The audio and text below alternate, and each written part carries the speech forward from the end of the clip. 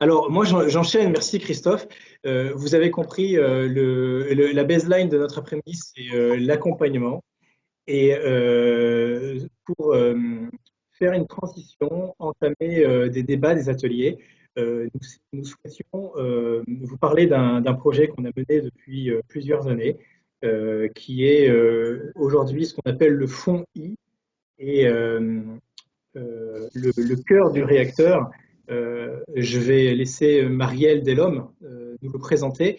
Mais en amont, je souhaitais en fait évoquer la jeunesse de ce projet parce qu'elle est très liée à ce que nous faisons ensemble cet après-midi. Collectivement, les différentes parties prenantes qu'on va vous dévoiler de ce projet Fonds I, on a voulu répondre à une carence de marché, un diagnostic qui est qu'il manque un outil d'accompagnement spécifique, particulier, que c'est pas par hasard qu'il n'existe pas, c'est un peu le mouton à cinq pattes. Et on a apprécié se lancer dans ce projet d'innovation. Cette information, elle est importante parce que l'idée originelle, elle vient en grande partie de ce que nous faisons régulièrement ensemble, ce cercle des investisseurs, des accompagnateurs, parce que mine de rien, parfois de manière avec des gros sabots, vous nous inspirez, parfois de manière plus signaux faibles, intuition. En tout cas, cette manière de se réunir régulièrement nous permet, nous, à la Caisse des dépôts, de mieux accueillir et mieux mener ce rôle d'acteur de place qui essaye de construire des solutions, non pas des solutions de Caisse des dépôts, mais des solutions de place que le marché peut prendre, peut saisir. Voilà. Alors, la réponse à laquelle on a voulu répondre, là, en l'occurrence, pour le fonds I, c'est le déploiement des projets d'utilité sociale, d'impact social. On a constaté que sur tout ce qui était amorçage, émergence, création, il y avait une diversité de réponses qui était bien légitime. Certains d'entre vous, certaines des solutions, vous êtes là parmi nous aujourd'hui. Mais en ce qui concerne le déploiement, on avait du mal à trouver une réponse. Le déploiement, il y a des acteurs de l'accompagnement qui vont jusqu'au déploiement, il y a des concours qui offrent des financements de l'accompagnement, mais souvent, parfois, on sent qu'il y a une étape après et on a voulu construire un outil qui essaye d'y répondre.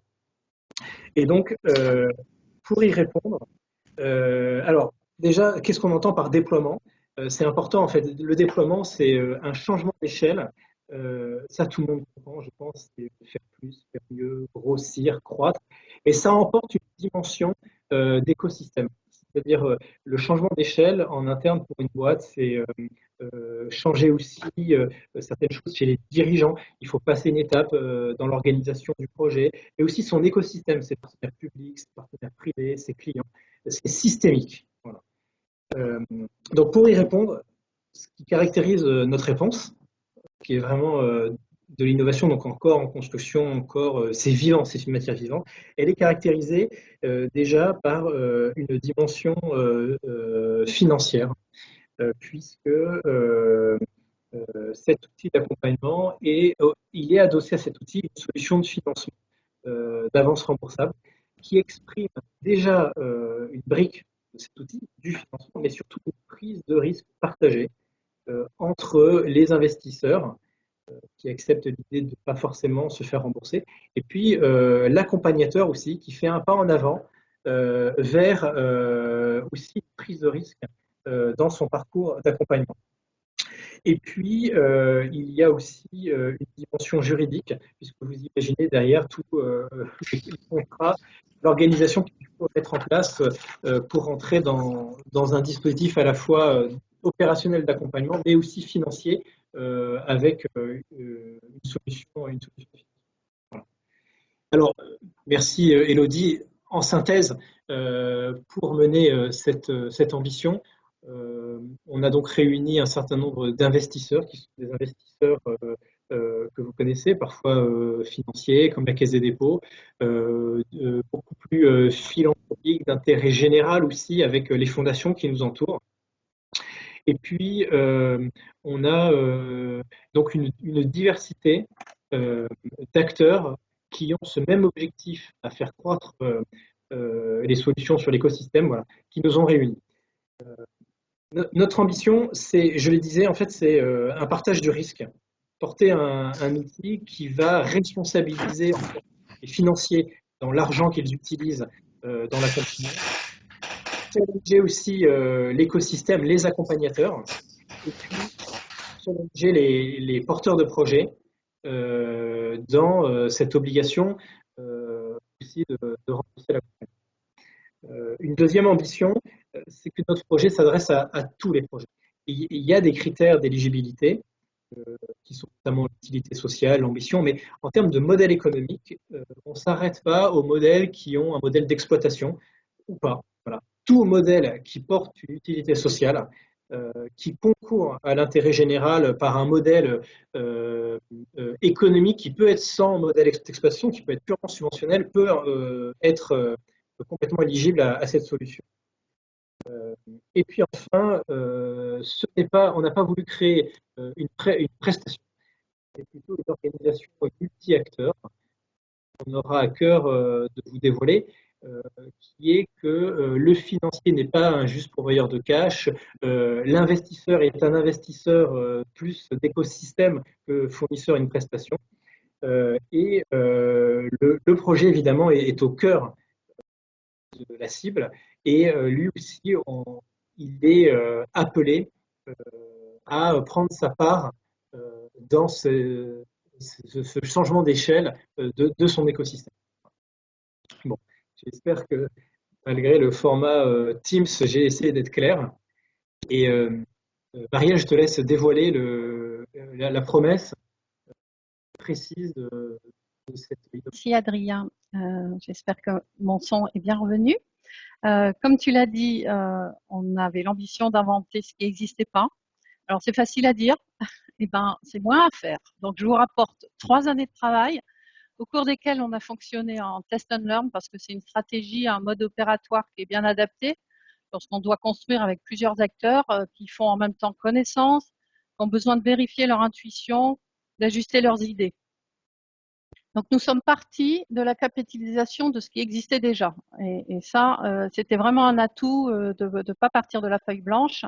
Et c'est très certainement parce que chacun était déjà un pionnier que notre collectif a pu imaginer le pas de côté qu'il convenait de faire. Nous avons découvert progressivement en chemin 3 défis majeurs que nous devions relever. Alors le premier, pas des moindres, inventer une forme d'industrialisation sur mesure. Aujourd'hui, on le sait, chaque déploiement exige du sur-mesure, mais cela a un coût et les moyens dont disposent les porteurs de projets sont limités. Alors, comment avoir et proposer un dispositif qui soit suffisamment frugal, mais en même temps qui permette de faire de la masse? Ce fonds I a bien l'ambition de relever ce premier défi grâce à une implication d'acteurs très large, comme tu l'as dit, Adrien.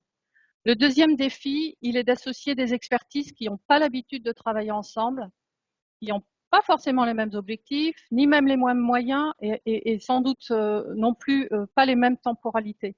Alors pareil, comment faire pour que chacun soit reconnu pour sa valeur ajoutée et que nous arrivions non pas à nous ajouter, mais à nous multiplier.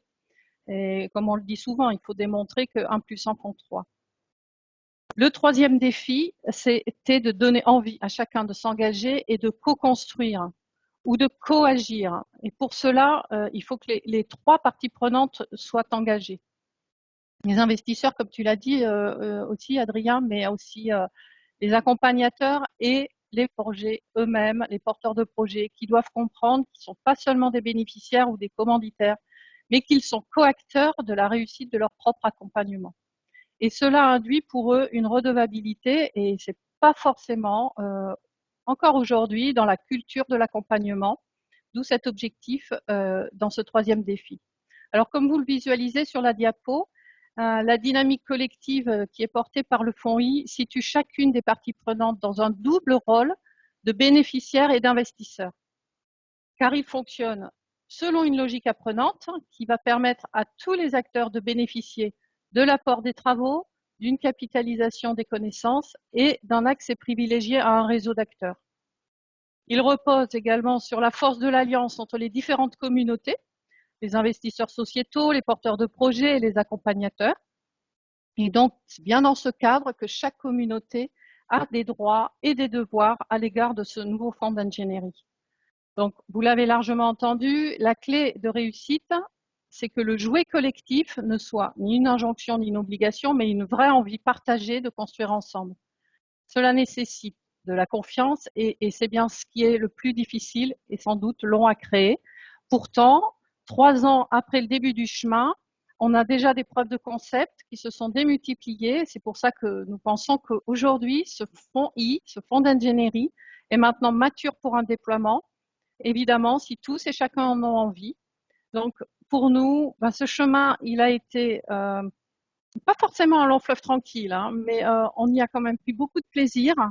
Et de ce fait, on apprend et on a beaucoup appris.